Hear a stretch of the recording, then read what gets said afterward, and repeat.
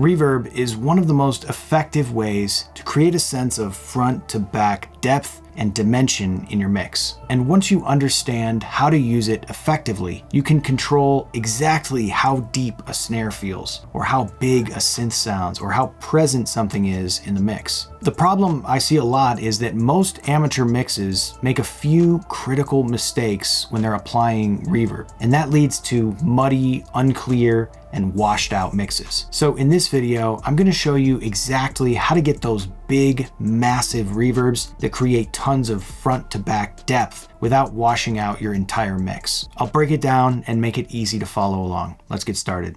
Take a listen to this synthwave mix I'm working on. We haven't added any reverb in yet.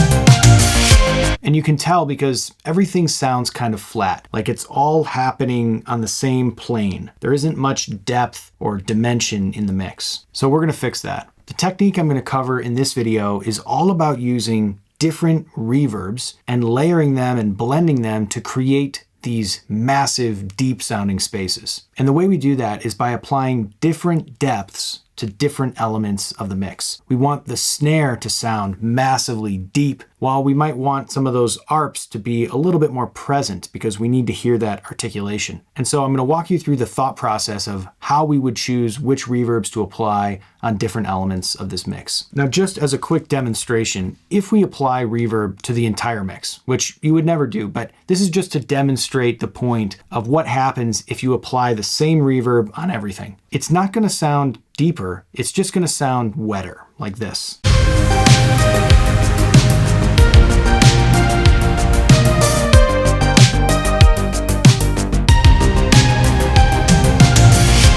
Right? We didn't get any front to back separation. We didn't get any depth added to the mix. We just made everything wetter. So in a sense, that's what happens if you apply the same reverb with the same amount of depth on everything in your mix. In one sense, it might be a way to achieve a more realistic sound if you're using a realistic reverb and you want everything to kind of sound like it's in the same space. But a lot of times with mixes, especially like this, we kind of want to manipulate that space. We want to create even more depth than we can with a single reverb. So for this mix, you can see I've got 4 different aux tracks set up, and each one has its own copy of Supernova on it with different settings. Let's go through each of these and I'll explain why we have them. So before we go through each one, really quickly, just listen to what happens if I unmute these reverbs and bring them back into the mix. You're going to hear everything open up and just sound so much deeper.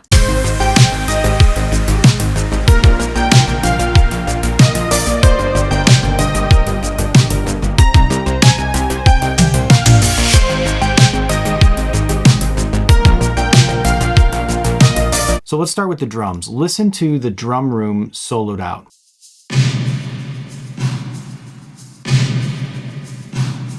So this is getting the snares, the shaker. We're also getting these toms in there, the claps, and these snaps. Now for this genre, these big, massive snare hits is kind of iconic. So we have to have that big drum room sound, and that's why the Supernova drum room is perfect for this with a really long reverb. If this was a pop record, I might try a shorter reverb, but for this type, I definitely want that big, long tail.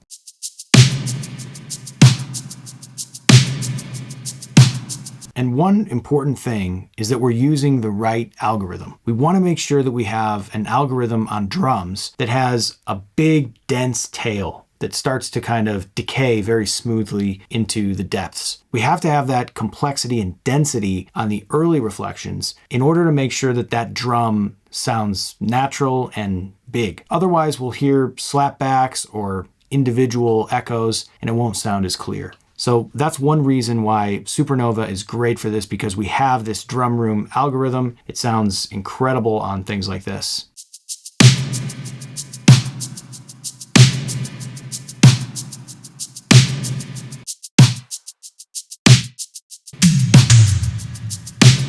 So you can hear how natural it sounds, especially when we take it away, you realize just how dry these drums really are. So one important thing to note is that we're dialing the depth knob back a little bit. And this is basically controlling the source and the listener and the position of those within the space. So at a very high depth, it's going to sound like that drum is on the other side of the room. Whereas when we bring that depth knob down, it's going to sound like that drum is more in the middle of the room and the big space around it has a lot of room behind it. And so just take a listen to the reverb soloed out so you can hear what this sounds like.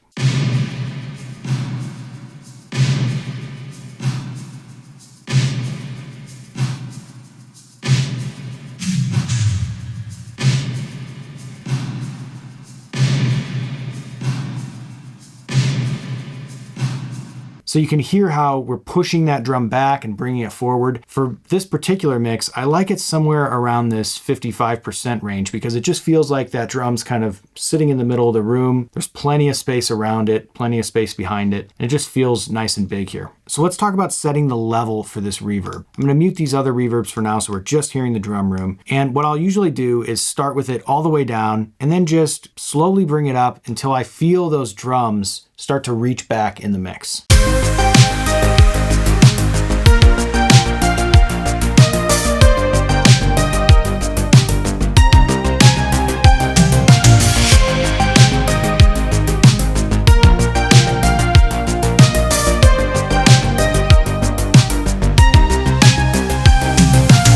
So that's working really well on drums. Let's talk about the lead instruments. So on these, I'm using a vintage hall algorithm with a little bit of this mellow digital delay, which is just adding a little bit more width and space to this sound. Take a listen to just the reverb by itself.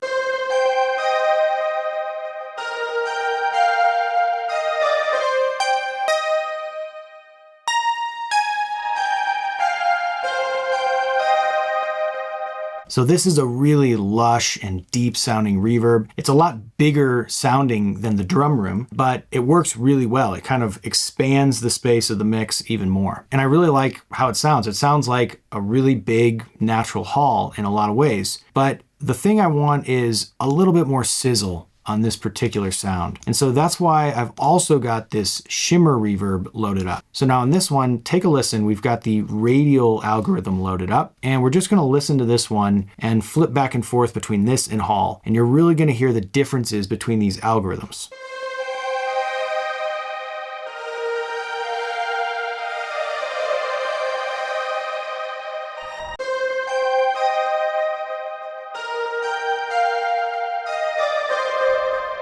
So the attack is much slower on the shimmer, and we're getting this kind of blooming out effect, and we got a lot of high frequency sizzle happening there on the shimmer as well.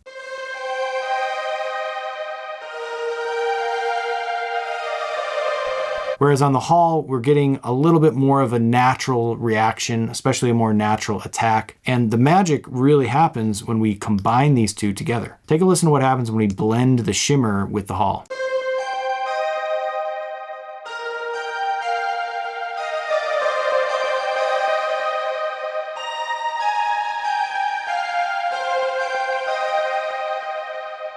So that's a really cool effect for this lead. Let's blend them both in with the dry signal and hear what that sounds like.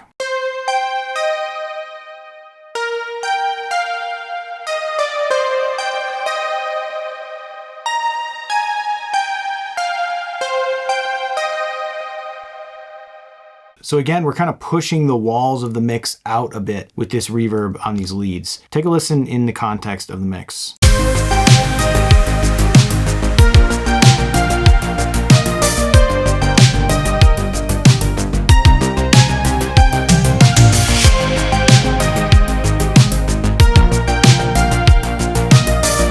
So I love how that feels, and we can see that I'm also going to get a little creative with this first arp track. I want to just see what this sounds like in the shimmer as well.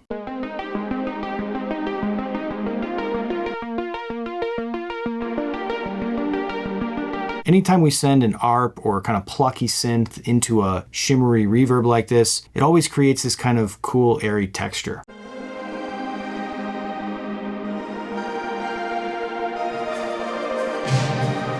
So just listen to that complex space we've added to this mix already. And we still have one more thing that I want to play around with, which is also on these arps. And I want to add a little bit more of a natural kind of shorter reverb on these, just so they're not so dry. When we have everything else sounding really spacious and wet, having that really dry, stark arp sound just kind of sticks out a little bit. So we're going to give this one a little bit of a plate reverb, especially here in the second verse. Take a listen to this.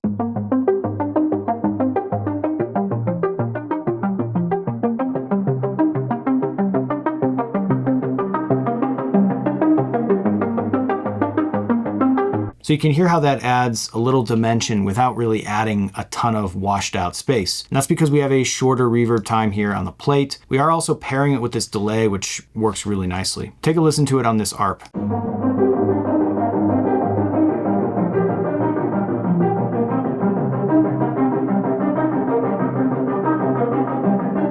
I like pulling the depth back on this one as well, just to bring back a little bit more clarity. So listen to all these reverbs that we've added to this track in order to give it a bigger space.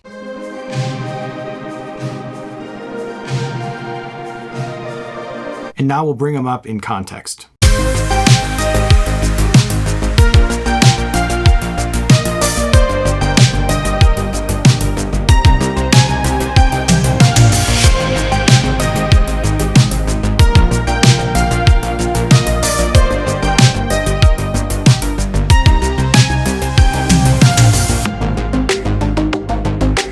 Everything just sounds so much bigger and more glued together and a lot deeper sounding, which is exactly what we're going for with this kind of technique. We want to use these different types of reverbs for different purposes. You remember we have the drum reverb in order to make those drums feel really deep and dense. We have the hall and shimmer, which we're blending together to create a unique atmosphere for those lead elements. And then we're also using a shorter plate just to kind of blur the edges of those dry arp signals, just to make sure everything glues together nicely. Take one more listen here, and you're going to notice how when we mute the reverb, everything gets smaller, everything gets flatter in the mix.